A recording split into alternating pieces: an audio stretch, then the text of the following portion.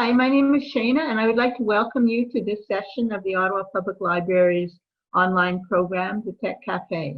The Tech Cafe is a series of presentations on computer and technology topics designed to increase your knowledge and stimulate your interest in technology. This presentation is called Whoa, Back Up Your Files, and will be presented by Chris Taylor, President of the Ottawa PC Users Group, who has worked for over 20 years for the federal government in IT security. He's been awarded 15 times as a Microsoft Most Valuable Professional for his work in educating people in the use of technology. Since 2009, Chris has given over 460 presentations on a variety of technology topics at various branches of the Ottawa Public Library. The Ottawa PC Users Group is a group of computer enthusiasts that has been in operation for over 35 years and has the motto, users helping users. They run monthly meetings over Zoom on a wide variety of computer-related topics. They also hold weekly Zoom meetings called Q&A, aimed at helping people with any computer-related problems, and can be reached through their website, opcug.ca. Chris will be assisted today by Linda Buskey and Alan German, who are both members of the Ottawa PC Users Group, who have given presentations at the library and at Ottawa PC Users Group meetings. Linda and Alan will be helping Chris today by monitoring the chat window and by posting relevant links in the chat window, including the link for the Ottawa PC Users Group. Before I turn the session over to Chris, I would like to let you know that this is a Zoom webinar and you have all been muted to allow best sound quality. You will not be able to unmute yourselves. If you have any questions, please feel free to post them in the chat window at the bottom of the screen.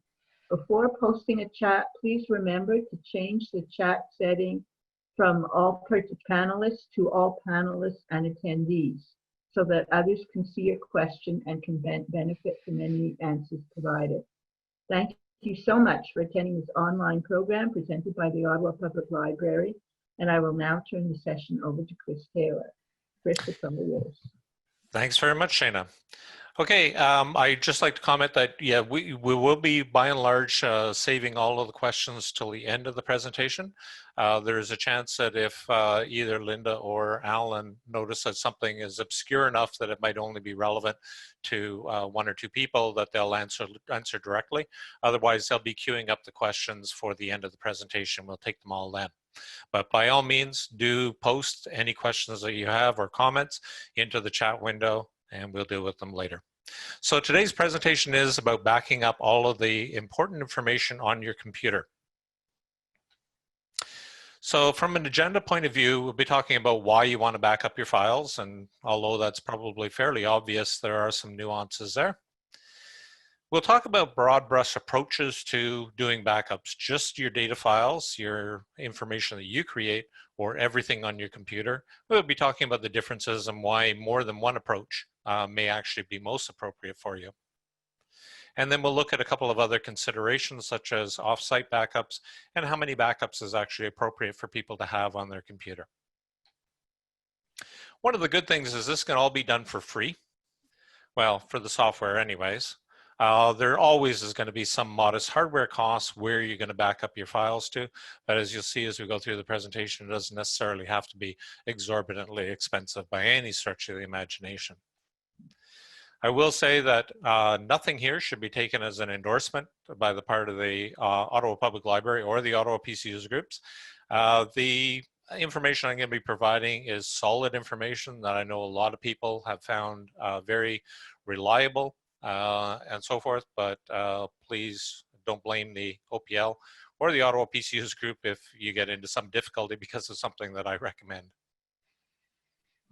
And unless I say otherwise, all of the software that I'm going to be talking about here is available free of charge. First of our axioms is that there's two kinds of people in the world: those who have lost data and those who will lose data. And that's pretty much a given. At some point in time, when you're using your computing devices, data is going to get lost. If it hasn't happened yet, it almost certainly is going to happen in the future. The second axiom I have is that if you have data that is only in one place, typically on the hard drive of your computer, it is at risk of loss. So if that one copy that you have is damaged, deleted, modified accidentally, if that's the only copy you have, then you're going to lose information. So we want to avoid that. Data loss can happen lots and lots of different ways. You could have hard drive failure. I tried to look for something that was a little bit less drastic than cutting a hard drive in half, but that was the best image I could find of damaging of a hard drive. You could have malware on your computer, a virus or that deletes all your files, or perhaps file encrypting malware that encrypts all your files and demands a handsome ransom fee in order to get your files back. You could have somebody break into your home and steal your computer. You could have an electrical problem where an electrical surge would fry your computer and your hard drive on that computer and all the data that's on it. You could have a fire that destroys your computer. Or you could accidentally delete a file or perhaps modify a file and write over top of it, and then you've lost that previous version of that file. Okay, we'll talk briefly about backup storage. So this is where you're going to actually copy your files to for safekeeping. The first one, internal hard drive. That's entirely possible if you have a desktop computer in particular. Usually there's lots of space inside the computer and you could put in another hard drive, copy your important information from your main hard drive to the backup hard drive. Typical sizes, and I just looked up yesterday on a couple of online stores, typical sizes are running about 1 to 10 terabytes in size, and the cost per gigabyte typically runs about 3 cents to 6 cents per gigabyte. The lower capacity ones being the most expensive, higher capacity ones being the lowest cost per gigabyte. The SD card and the flash card are pretty similar in their costs and capacities and things like that. You'll notice that typical sizes are dramatically smaller than hard drives. So we're running SD cards typically 32 gigs to 128 gigs. There are some bigger and smaller. And flash drives running typically 16 to 256 gigabytes. And you can see that the cost per gigabyte is relatively expensive on that. So 17 to 40 cents per gigabyte for the SD card and 23 cents to $1 per gigabyte for flash drives. And again, smaller capacities tend to be higher cost per gigabyte. The reason why I put them on there is even though they have relatively modest capacities and relatively high costs, is depending on your needs, you may find that they actually fit well within your budget and your needs for backing up. And we'll talk about how to determine that later on. To me, the best one is an external hard drive. It's pretty similar to the capacity as well as the cost per gigabyte as an internal hard drive.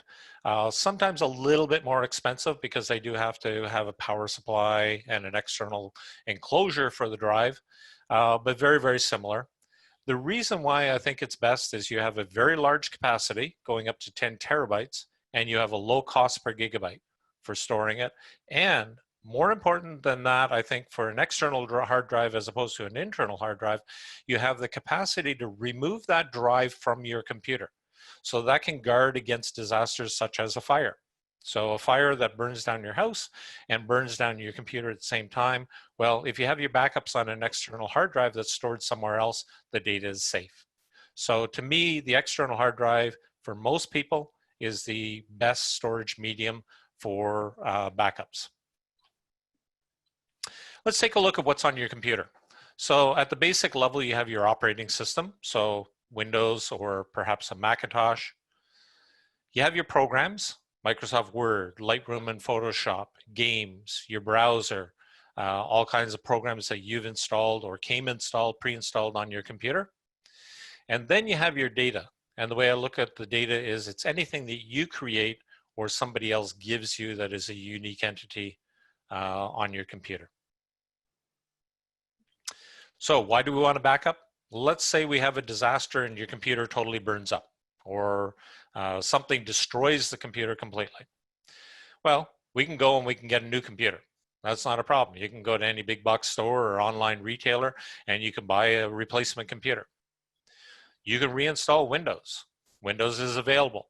It might not be free of charge if you don't have your old license key, but you can get a copy of Windows again. You can get a copy of all your programs again. They are not unique to you. What is unique to you is all the data. I can't go to, say, Best Buy and say, okay, give me a new computer, give me Windows, give me these programs. Oh, and I want my data as well. They don't have your data. So let's talk then about just backing up data. After all, it really is your data that really matters. You can replace the computer, you can replace the operating system, you can replace your programs. You can't replace your data. Keep in mind through this discussion of backing up data that you are not going to be backing up your operating system. You're not going to be backing up your programs. And we'll talk later on about approaches that will back up those components and why you might want to consider them to be important as well. So let's talk about doing a manual backup. So if we manually back up all our data, so our emails, our photos, our tax records, everything like that, we can just copy them to an external hard drive. Or we could copy them to a flash drive. If you're just doing your data, you probably fit them on any modest size flash drive. Or you could back them up to a cloud storage, such as Google Drive or OneDrive from Microsoft or Apple's iDrive. There's a lot of cloud storage providers out there. You could just copy your files to that. What are the ramifications of doing manual data backups? Well, it can be tedious. Each time you want to back up your files, you have to decide, oh, when was the last time I backed up my files? Maybe I should back them up again. Oh, do I already have copies of the files? How do I separate out, just copying the new ones, that sort of thing. So it can be a very tedious process. It's very easy to forget. If you're doing manual processes like this, it's easy to go months and all of a sudden you realize, wow, I haven't backed up my files in a long time. And it's easy to miss files. So as you're creating files on your computer, do you really know where all your files are? And that's a really critical component as far as I'm concerned. This is a screenshot of where Thunderbird stores my mail. So Thunderbird is just a mail client that I run on my computer.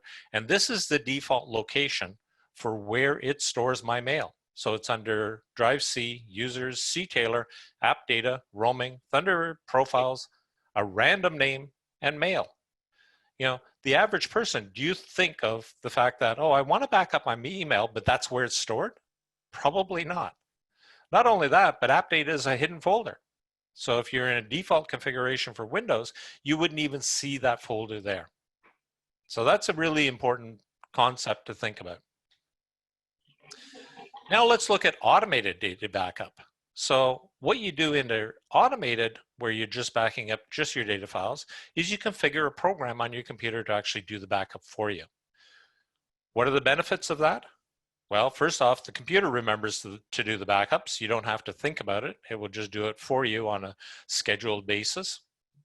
It's done consistently. So once you tell the computer program that you want to back up this set of files, and it might be your documents, your pictures, your photos, all of the different data sets that you have on your computer. Once you define that, it will consistently back up all of those data sets.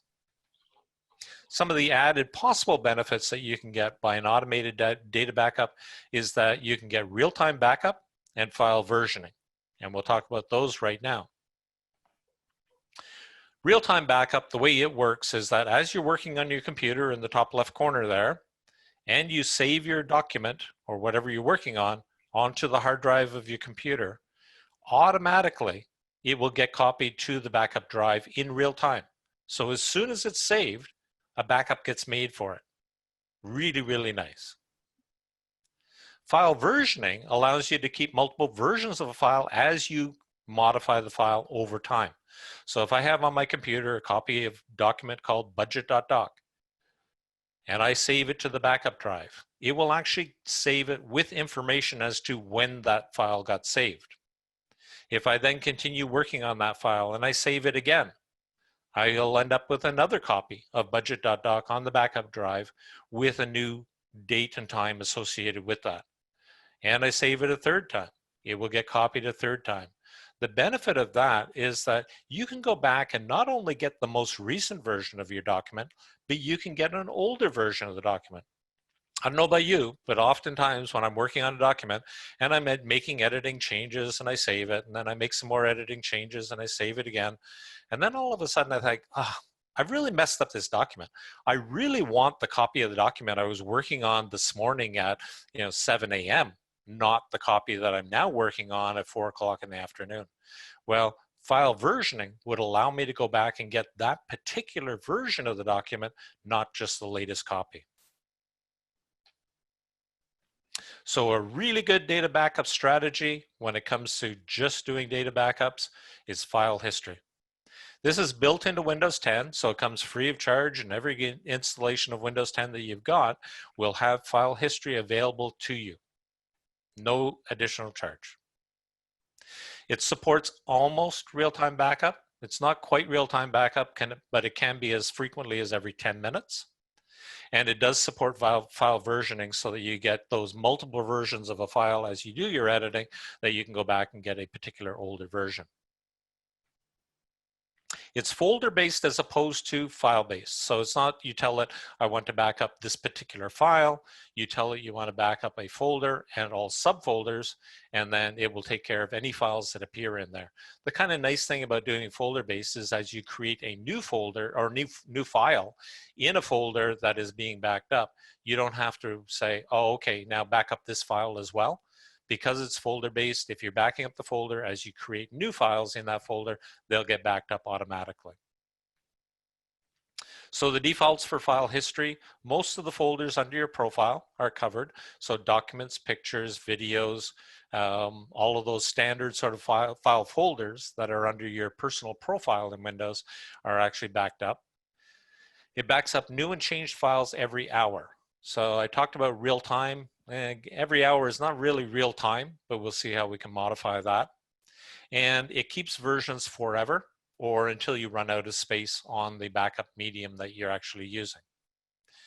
The modifications that you can make to the defaults, for the folders that are covered, you can add additional folders if you have something, say, a data directory on another drive, you can add that. You can remove existing folders. So if you decide that your video folder underneath your profile, you don't want it backed up, you can actually remove that from the backup set.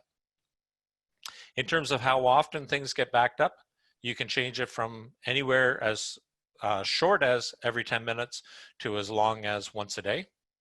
And in terms of how long versions of files will get saved, you can say until space is required, in which case it'll just automatically remove older backup files to make space for new ones, or you can have specified time periods up to 2 years long. If you are dedicating a drive for file history, I suggest setting it to until space is required, and then it'll just do its own housekeeping automatically. And quite frankly, you might end up with many years worth of backups that are actually covered on, copied over onto that file, that drive. But you can set specific time periods, and that's more useful if you're sharing that space with other uses on that drive, and that'll keep the size of the backup data set down to a more manageable level. Some of the things you can do with file history, you can force a backup to happen anytime, and that can be useful if you've decided that for whatever reason, your use case, you only want to have daily backups or something like that. That's fine, as long as you've thought through that that's what makes sense to you. But then if you have it only backing up once a day, you might decide in the middle of the day, well, I'm about to make a change to this file, and I just want to get a snapshot of it as it exists right now. And so you can say, go do a backup now and then continue working on, and it'll revert to the once a day after that. And you can clean up old versions, which is useful, especially if you have it set to a very long period. You might have it that backup drive runs out of space eventually, and this will allow you to go in and clean up some of those old versions manually. One of the things that I think is really, really nifty about the way that they design file history is that if you remove the backup drive, you keep getting backups. And you might think, well, that doesn't seem very intuitive, because if I've removed the drive where it's backing up the files, how can it continue backing up? Well, if you remove the backup drive, it backs up the files, but it backs them up to a hidden location on drive C. As soon as you reconnect that backup drive, automatically in the background, you don't even have to tell it to do that. It will move those backup files to the backup drives automatically for you. Very cool feature. Works really, really, really smoothly. So to set up file history on your computer, you go to the Settings app. So you click on Start, Settings, and it'll bring you to the Settings dialog box. You click on Update and Security, and then you click on Backup in the left-hand panel. And on the right-hand side, you'll see this option, Backup using file history, and it asks you to add a drive. So you click on that, and it'll come up with a list of drives that are available on your computer that are appropriate to set up for file history. Notice that drive C is not there because on my computer, Windows is on drive C, so it will not allow you to set it up as a default location for where the backups go. In this case here, I had an external hard drive plugged in, and it showed up as drive Z, and I can see that it's empty, 931 gigabytes free of 931 gigabytes. So I chose that, and then it will set up to do backups onto there. Now, if you just exit the Settings app, it is working at that point. You have to do absolutely nothing more than what I've shown you there.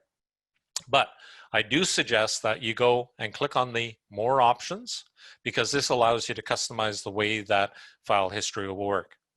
And what do we have as options? Well, you have how often you want to back up. And you can see the default, every hour. And you can set it from anywhere from every 10 minutes to daily. Whatever your use case makes sense to you, choose it. How long do you want the backups to be kept? And you can see that forever is the default, so we'll keep them until it runs out of space on the backup drive. I suggest for, again, if you're dedicating the drive to file history, switch it to until space is needed, and then at that point it will keep as many backup copies of files as it can before it runs out of space, and then it'll automatically do cleanups as necessary. Or you can set it to a specified period of time. Then you can tell it what you want to add additional folders beyond the ones that you see listed below that, add a folder. Now that's an abbreviated list that you see there. I cut it down. The default list is actually quite long. Probably about a dozen or more folders are actually covered. But you can add additional ones just by clicking on the add a folder, and you'll get a standard dialog box pop up where you can select a new folder to be backed up. You can remove one of the existing folders by just clicking on its entry in the list, and you'll get a pop-up that says remove. Click on that, it'll no longer back up that particular folder. You can exclude a folder as well, and that can be useful when you have something like, say, it's your documents folder is being backed up, but then maybe there's a subfolder that you really don't care is backed up. You might have one just called junk or something like that that you use on a scratch basis, and if things disappear, you really don't care. So you could keep backing up your entire documents folder and then exclude one of the folders that are beneath that. If you decide to stop using file history, that's where you do it. Click on the Stop Using Drive, and it will not remove your backup files from that backup drive. It'll just stop copying new files to it. Okay, so how do we actually use it in order to recover files? So here's an example where I have this particular file that I'm presenting right now, Backup Strategies V3, and it's a PowerPoint file. And if I decided that I wanted to get back an older version of that file, I just go to that in the File Manager in Windows 10. I right-click on the file. It'll pop up with a menu, and down at the bottom it says Properties. You click on Properties, and it'll bring up the Properties dialog box. I then click on Previous Versions, and there's all of the file copies that were made using file history. So all I have to do is decide, okay, that's the file that I actually want to recover. Now I can, as you see down in the dialog box below, I can open that file directly, and then I can actually look and see, is this the copy that I actually want? Once I decide that yes, that's the copy that I want, I can click on Restore, or if I click on the down pointing triangle, I can Restore To. The Restore To allows you to save it to a new location. If I just do a restore, it'll overwrite the current version of that file. But I can restore to a different location, and then I'll have my current version as well as that older version. Really slick interface. allowing you to get back to those older versions of your data files.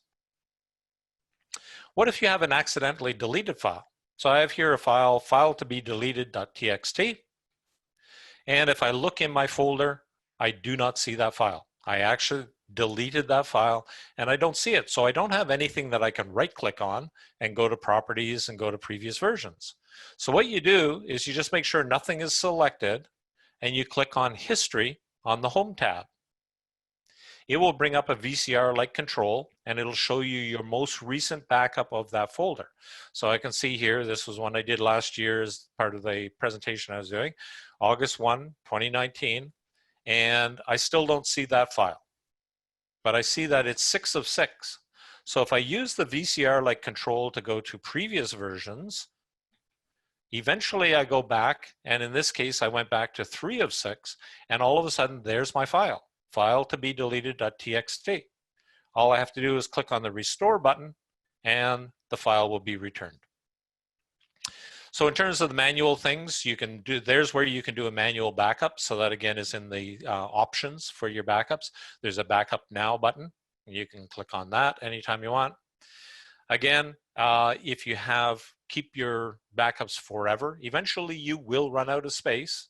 Potentially you will run out of space with anything other than until space is needed, and depending on the size of your backup drive that you're using. So you can run out of space. So under the related settings, see advanced settings, there's an option there for cleanup versions. And if you go and clean up versions, you can tell it to clean up all but the latest one, or specifically a period of time. It'll delete everything older than that particular period.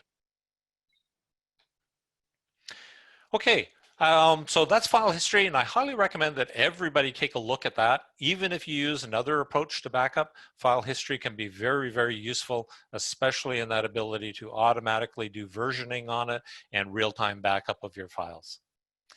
So the next we're going to talk about is cloud backup.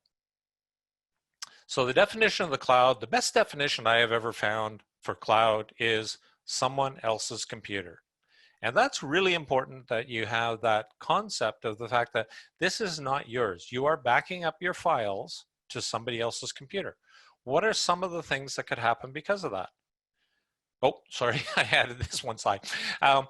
So a cloud backup can be used for all your data. If you have enough storage in that cloud storage provider for all your important files.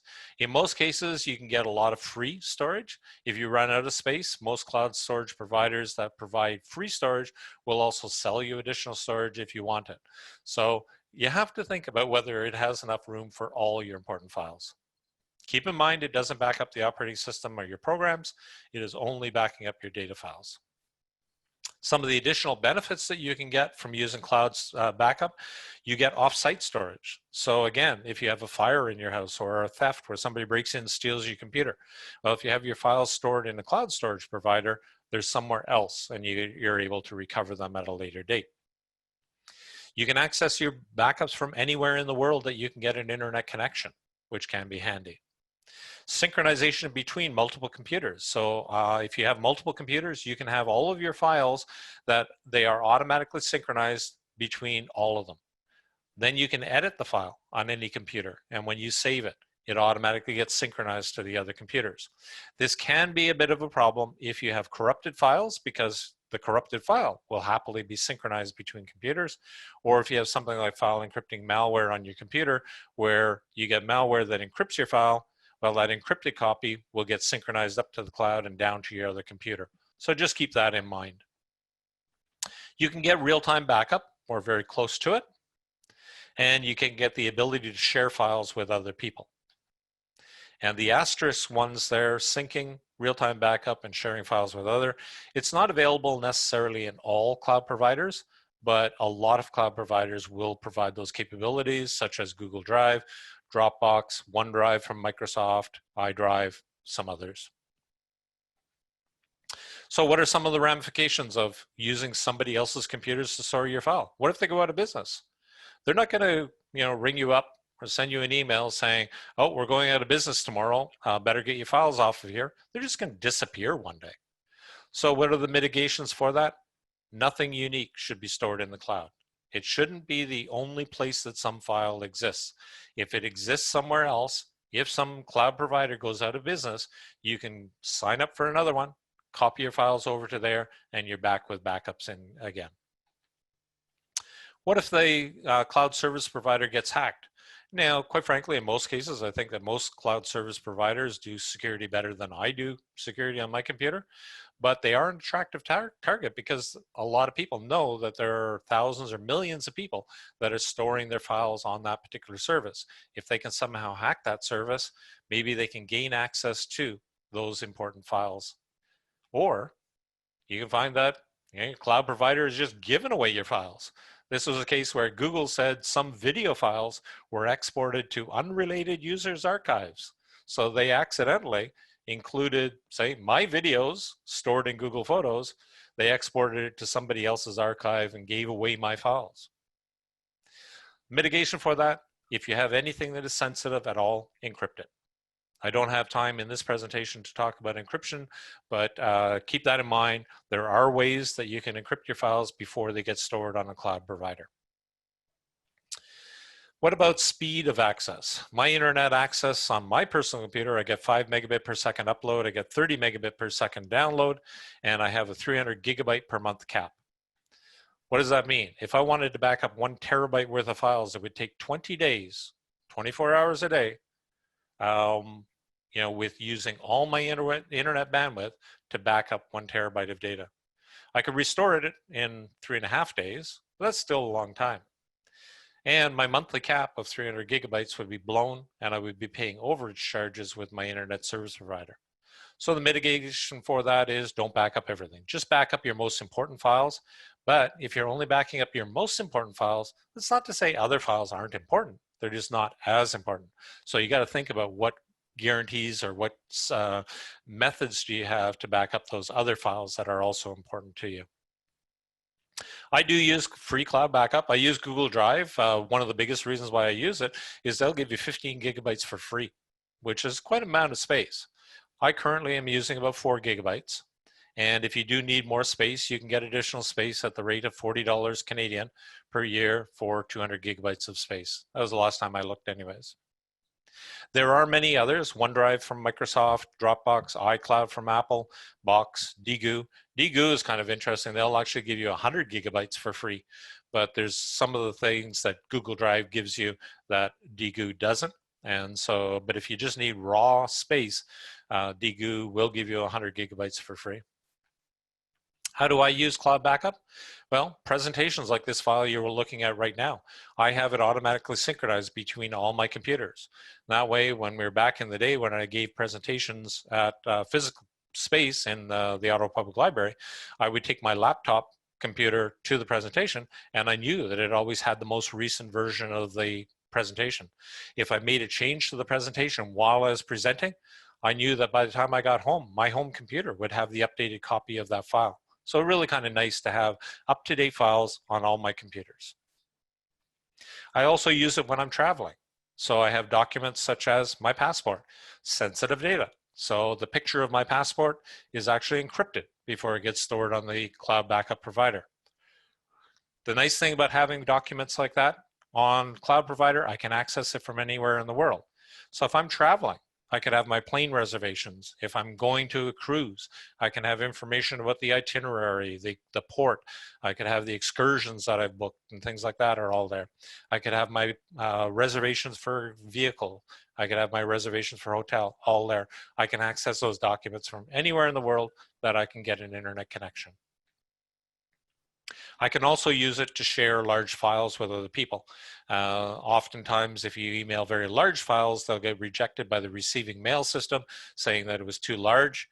So it's an easy way that I can provide files to other people. Just give them a link, and they can access that file directly. There are commercial cloud backup providers, and these are not the ones that are for free, but Backblaze, Carbonite, iDrive, and there are others, but they're probably 3 of the largest ones out there. They can provide you with some additional capabilities that it's not just raw storage. They'll provide things like automated backups, backup and recovery using a shipped drive. So rather than having that 20 days of uploading a terabyte of information, I could actually ship them a drive with all my files. They would back up the files onto their system and then send me back my drive. Likewise, if I have a hard drive failure, I could have them ship me a drive. I could, with all my files on it, I could recover them onto the computer, send them back the drive, and I would get my deposit back. Synchronization across multiple devices, things like that, automatically tend to come with commercial cloud providers. They are a little bit on the expensive side. Typically, they run about US $70 a year, but you may find that, especially if you're running a business, it might be well worth it to get the additional capabilities that the commercial cloud providers can provide for you. So if it's really your data that's most important, why not just back up just your important data files to either a hard drive, flash drive, cloud, SD card. Let's look what happens if you actually have a disaster where you have a hard drive failure. Well, you replace the hard drive on your computer. That's pretty straightforward. If you're not handy enough to do it, you can definitely get any store in town to replace a hard drive for you. Then you reinstall Windows. Then you reinstall all your programs. And you have to remember all the programs that you had installed on your computer. Then after you've done all of that, you finally can recover your data files from backup. So it is doable, but it may be days or weeks before you have your computer back to the way it was when you had the hard drive failure in the first place. And then keep in mind, did you back up all your data? This obscure location is where all my mail was stored. If I did not back that up, I could get everything else back, and then I would have lost all my mail. So this enters in a program or a category of programs called imaging. An image is a snapshot of absolutely everything that's on your computer. So we'll back up the operating system, your programs, and your data. And it will all copy it to, you could do it to an internal hard drive, but I highly recommend in this case, you copy it to an external hard drive that you plug into a USB port on your computer.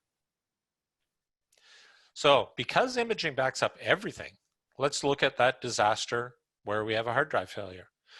We still have to replace the hard drive with a brand new one. But now, rather than manually installing the operating system, manually installing the programs, manually recovering all the files from the backup, what we do is we start the computer up from a flash drive or DVD that the backup program allowed you to create. And on that, there is an operating system and the backup program. You start up the backup program on there and you say you want to recover. You plug in your hard drive where your backup actually exists, and then everything comes back. Your operating system, your programs, and your data. It might take a few hours, but it really requires no intervention on your part, and your computer will be back to the state it was in when the backup was run on your computer. Really nice to have a one-step backup and one-step recovery. So there are free options for imaging on your computer. I wrote a program called Finding a Backup Program, and I've asked Linda to paste that URL into the chat window if you want to pick it up there. You will also get these links in an email from Eventbrite following the presentation. So I did write an article for our newsletter called Finding a Backup Program, where I looked at 4 different free programs that are available, and I compared and contrasted the capabilities of each of the programs. All of them had their own strengths. All of them had weaknesses. So I highly recommend that if you're looking for a new imaging backup program, take a look at my review and see what features were important to you and choose a program accordingly. Of course, because they're all available free of charge, feel free to try them all out and see which one works best for you. So free imaging software does back up the entire computer. There will be full and incremental backups. Full backs up absolutely everything. Incremental will back up just the changes since the last time you ran a backup, either the full or the last incremental. Except for MacRoom Reflect, the free version of MacRoom Reflect only does full backups. The paid version of MacRoom Reflect adds in the capability of doing incremental backups. They all have scheduling involved, so you can have it run your backups in the middle of the night for you if you want, or every Saturday evening at 10 p.m., have it run the backup, whatever you want. And they all have the ability to do disaster recovery with either the bootable flash drive or the DVD. And they all have the capability of also recovering just individual files or folders, so you don't have to bring back your entire computer to recover if you just wanted to get back a file that you accidentally deleted or that got corrupted. There are problems with imaging. So it can take up a lot of space. So this is on my computer, which is probably a lot bigger requirements than most people. I have hundreds of gigabytes of digital photos, but for me, I like to back up in chunks of a month where I do a full backup. And in this case, it was 713 gigabytes of space required on the backup drive for the full backup. But then for 30 days worth of incrementals, it only took a total of 123 gigabytes. So about 4 gigabytes a day on the incremental backups. So I need, for 1 month's worth of backups, about 836 gigabytes of space on the backup drive, which is a fair amount of space. The mitigations are external hard drives are pretty inexpensive these days. You can get a 4 terabyte drive for about $115. And the other thing about space is that incremental backups are relatively small. So whereas the full one takes me 713 gigabytes, the incremental backups average about 4 gigabytes each. It can take a long time to run a backup. For me, a full backup takes about 2.5 hours. Incremental backups usually run in about 3 or 4 minutes. And the other thing that's a mitigation for that is that you can schedule it so it's in the middle of the night. Who cares if it takes two hours to run if you start it at 1 o'clock in the morning? You're not doing anything anyways. I think that more than one solution is actually the best approach.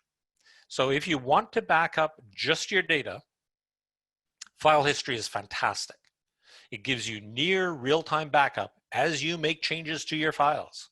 So if you have a hard drive failure, typically you'll lose no more than 10 minutes worth of your work if you set File History to back up files every 10 minutes. Really nice. Versioning is really nice because it gives you those long recovery periods, so you can get back not just the most recent version of a file, but maybe a version of a file that is like 2 years old. One thing to keep in mind is the File History is not easily used for offsite backup. And that's because it's meant to be plugged into your computer all the time, so that it is doing those backups on the ongoing basis. Now, because of the fact that File History does continue to function, if you remove the backup drive, you could use File History and take your backup drive, unplug it, take it off site, and then just bring it back once a week or something like that. It will automatically copy all of those backup files that it's been making on the local hard drive to the backup drive. Just realize that if you do have a hard drive failure, you're going to be faced with looking at the version of the file that is on that backup drive that could be a week old or however long it's been disconnected from your computer. By and large, I recommend for File History, use it only for something that's plugged into your computer all the time, so it's not providing you with that offsite backup, protection for fire, theft, things like that. Backing up just your data, another option is the cloud backup. Some of the nice things about it: accessing from any computer in the world, sharing big files with other people or small files, any files, synchronizing between multiple computers. So it gets up to the cloud and it gets automatically synchronized down to other computers that you own. The idea of real-time backup, some cloud providers will provide that ability to back up the files as you make changes to them. And it definitely is an offsite backup. Then think about backing up everything, doing an image backup of your computer. The nice thing about it is for disaster recovery on your entire computer, you're not faced with manually having to install Windows, manually configuring it back the way that you had it, installing all your programs manually, finding all the license keys for the software that you had installed on your computer, potentially buying copies of software if you can't find your license keys, manually recovering all your files. You're not faced with that. So for disaster recovery, you just bring back absolutely everything. Really nice for that. And because of the way that imaging software works, you can still use it for recovering individual files and folders, just like you could use with File History and Cloud Backup. Might not be quite as current as something that was done with file history, where it was backed up every 10 minutes. If you run daily or weekly backups, you might only be able to get back files that were there a week ago. And you do have the ability to do both local and offsite. So I do image backups nightly on my computer, and it's a backup drive that sits attached all the time to my computer. If I have a fire, it's going to take out that local backup as well. About once a month, I bring in a hard drive that I store in my car. I plug it into my computer. I do a complete image backup. I put it back in the car. That way, if I do have a fire, it burns down my computer. I lose that immediate information, but I can also go and get something back that'll be no more than a month old for me. And so the likelihood of something like that happening, I'm willing to accept the risk of that additional time period where I might lose some information on my computer, but I don't lose everything. And again, in the cloud backup, keep in mind that those asterisk ones are not provided by all cloud providers, but a lot of them do.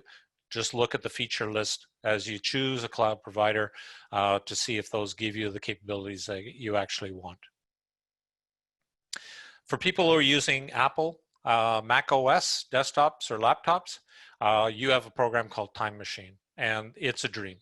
So if you set up Time Machine on your computer, you plug in an external hard drive into it, the Apple OS will ask you, do you want to use this for Time Machine? If you say yes, it just does it. What does it actually do? It will keep hourly backups for the last 24 hours, daily backups for the last month, weekly backups for all previous months, and it will automatically delete older backups when space is required. It is a dream. And not only that, you can actually start your computer from a Time Machine disk. So if you have a complete breakdown on your computer, you can get a new computer, plug in a Time Machine disk. It will say, do you want to restore from the latest backup that you have on this Time Machine drive? You say yes, and it just does it. Really, really nice capability. I wish we had this in the Windows side. Just a couple of other considerations to think about. Offsite backup, I've talked about this, but it bears repeating.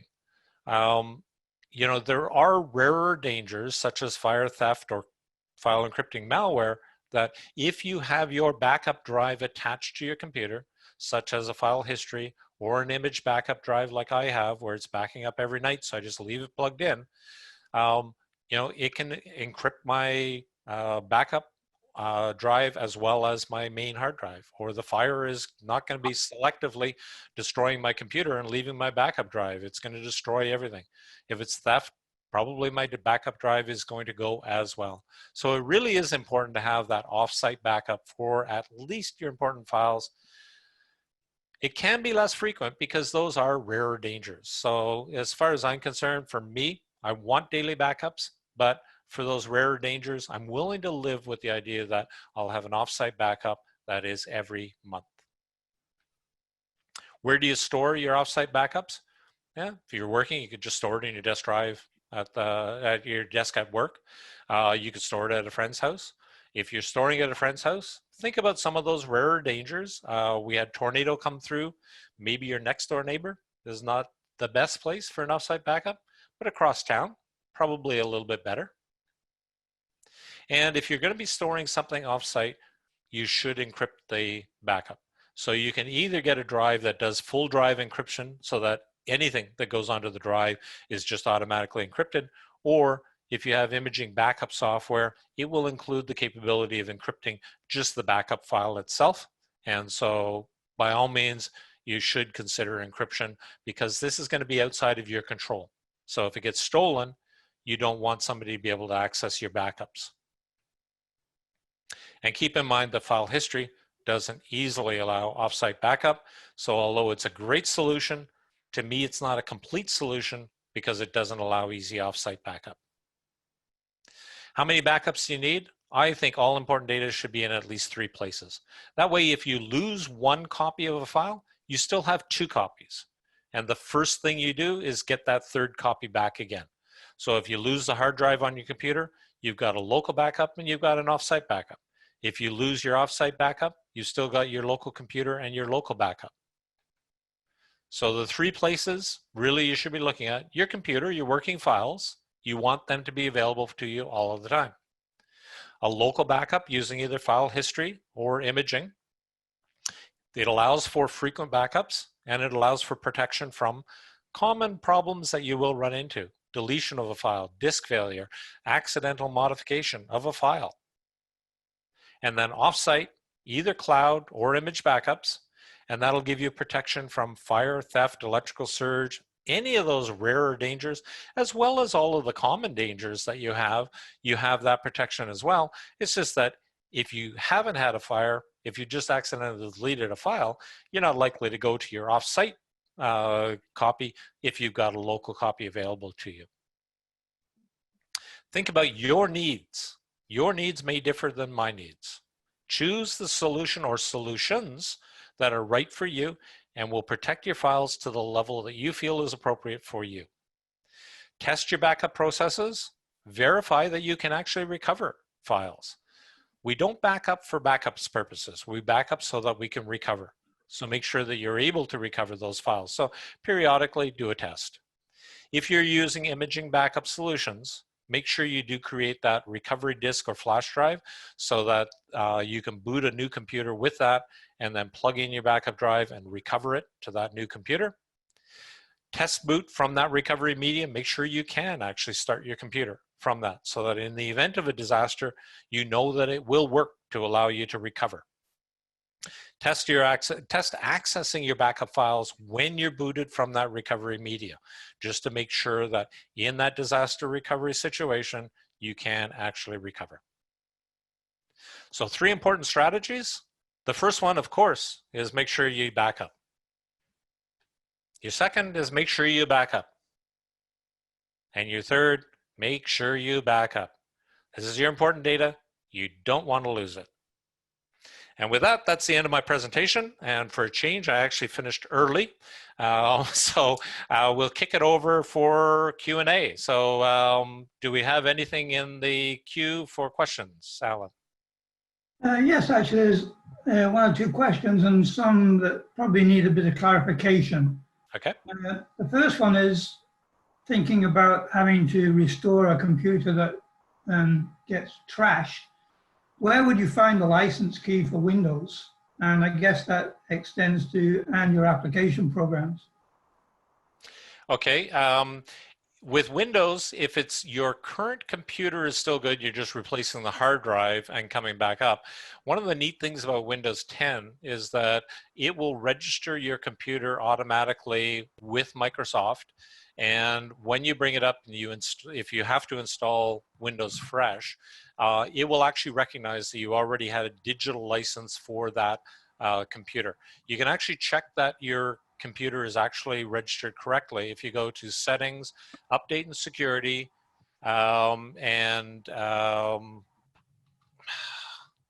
there's an activation toggle on the left-hand side. And if you go there, you'll see whether you've been activated or not. As long as you've got that on that computer, you will be able to recover. Now, if you are replacing the entire computer, it's highly likely that you're going to be getting with a Windows license.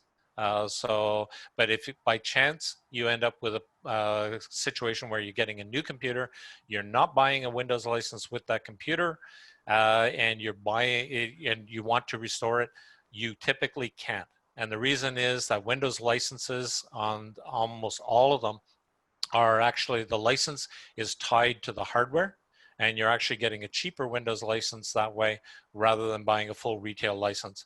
If you do happen to buy a full retail license of Windows, it'll come in the packaging with the license key. And there's also, when you mentioned that, there's also software you can use to extract the key from the registry. Yeah, there's Magic Jelly Bean Key Finder is one of the ones that can pull the license key out of your computer. But with Windows 10, you're not likely to actually require that. Okay, and just to clarify, one of the questions here, is file history automatic with Windows 10? And the reply was basically that file history comes with Windows, but you have to activate it. That's right. When you go into backup and recovery and settings, update and security, backup, on the right-hand side, you will see an option to turn it on. It will not be turned on by default, and it really can't, because you have to decide where you're going to back up the files to. And so you have to plug in an external device that you can back up the files to, and then walk through that couple of step process is all you need to actually turn it on. Okay, and then again, clarification. How would you access the backup files in file history if your computer is lost or destroyed? Yeah, that's actually an interesting one, because in actual fact, if you were to get a new computer and you activate file history, it will not actually see your old history. Let me actually stop sharing. I'm going to share something else, because I'll show you how you can actually go about doing it. It's a little bit odd the way it looks, but it actually works quite well. Let me just go back to sharing. Share. Okay, so here's my file Explorer in Windows. So my file history is on drive Z. So if I come down to drive Z, I can see that in the left-hand panel there's a folder called File History that gets created automatically. I just pointed to drive Z. And you can see I'm using it for other things. I've got lots of space here. I go down under here, and then you have a username. So you can actually use this for multiple people as well as multiple computers. So here's my current computer, Karina. And then it comes down under configuration and data. Under data is where your files are actually stored. So you can actually manually go get them. So here's my drive C and users and C Taylor. And there's my documents folder. And now I can see all my files that have been backed up. And notice that they actually have a date and timestamp associated with them. That allows for cases where, for like example, my test document, I have 2 copies of it. And here's one that was backed up on 2019-07-30. And then it was also backed up 2019-07-31. And so I could actually just go and copy those back to my hard drive manually. So if you had to replace your computer, that's the way that you would actually access the files. Okay, question about external, well, not really. It's do you have a recommendation for backing up a large amount of video files? The individual son makes videos for YouTube. They're using a 4 terabyte external drive, and it's about half full. Is that the best option? No, not at all. 10 terabyte drive. Yeah, well, long and short, that really is it. If you have that kind of data, volume of data, you probably don't want to be considering cloud storage, quite frankly. Copying, 2 terabytes of data across an internet connection is going to take a long time. Now, it's doable. And certainly if you're only adding at a modest rate, once you get a full backup, just adding additionally, incrementally, it might be doable, but I would just buy more hard drives, external hard drives, and you can get them at quite modest prices, up to 10 terabytes, and that would give you, you'd be down to 25% capacity, and probably would give you another few years. I wouldn't buy crazy amounts, because as technology advances, things get cheaper, so there's no point in having a huge amount of unused backup capacity, but having at least 50% capacity at any point in time is probably not a bad idea. So that's my solution, just buy more hard drives. Okay, last question in the pipe. What happens when there are new versions of software and your data was created with older versions, such as Microsoft Word? Okay, yeah, documents themselves can be an issue, and that goes outside of the discussion of whether you should back up your files or not, but certainly it can become important. Typically, most software like Microsoft Word can open files that are very old versions of the files, but at some point you are typically going to run into problems of files that might be 15 or 20-year-old format. And there's no easy solution to that other than finding an older version of the program that you can install, bring it forward to that version, save it in whatever was current format at that point in time, and then open it up in your latest version of the software, which will maybe understand going back that far, open the file, save it in the latest file format.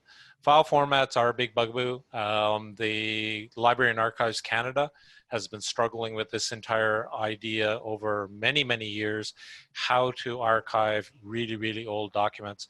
And I don't know that they've really come up with a good solution even there.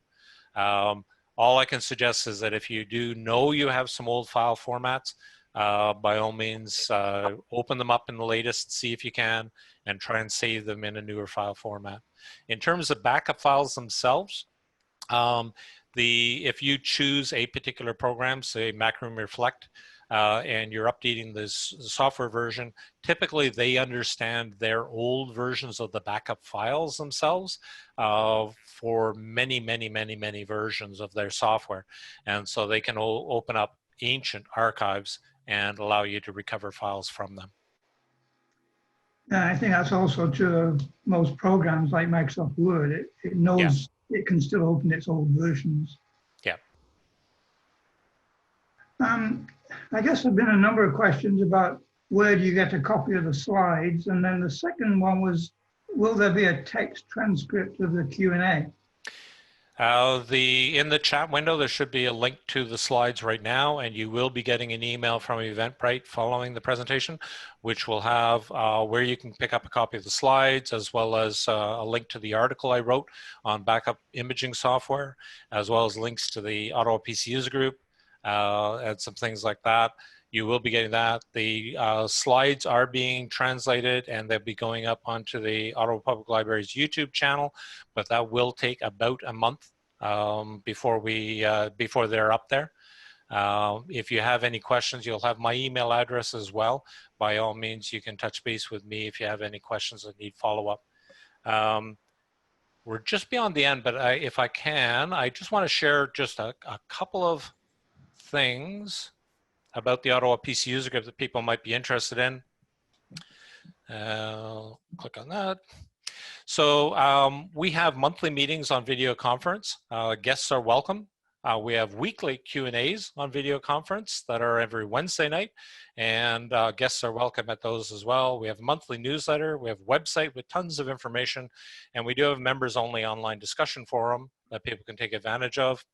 Our monthly meetings on video conference are the second Wednesday of the month. We don't meet in July and August, so the next meeting will be September 9th, an introduction to the Raspberry Pi, which is a credit card sized computer. And for current information, you can see our website, upcoming events. The weekly Q&A every Wednesday night, 7:30 p.m. We usually about an hour to an hour and a half. It's an opportunity to get help or share information. You can ask any computer related problem. You can share knowledge or experiences, solutions you found to problems, interesting programs you use, interesting websites or services that you found. Information is available at the Q&A section of our website. And there's my contact information if you need to get in touch with me. And again, that will be sent out to you through the Eventbrite. Any other questions in the queue there, Alan? No, just kudos for a wonderful presentation from a number of people. Oh, thank you very much. And if you have any questions, by all means. And you're going to have to unmute yourself there, Shayna, and I'll turn it back over to you. Oh, okay. I'm not muted, am I? Nope, no, not now. I would like to thank Chris, Linda, and Alan very much for this terrific presentation and remind you that if you've not managed to copy down the web addresses that Linda and Alan have posted in the chat, as Chris has already said, they will be sent to you in an email from Eventbrite. I would also like to let you know that the Tech Cafe will have one more presentation this summer on July 13th, which will be given by BuyMug, the Bytown Mac Users Group, where the topic will be connecting with family and friends using apps available for your iPhone and iPad. After that, the Tech Cafe will be back again in September. So thank you again for attending today's presentation, and goodbye for now. Thanks, folks. Have a good day.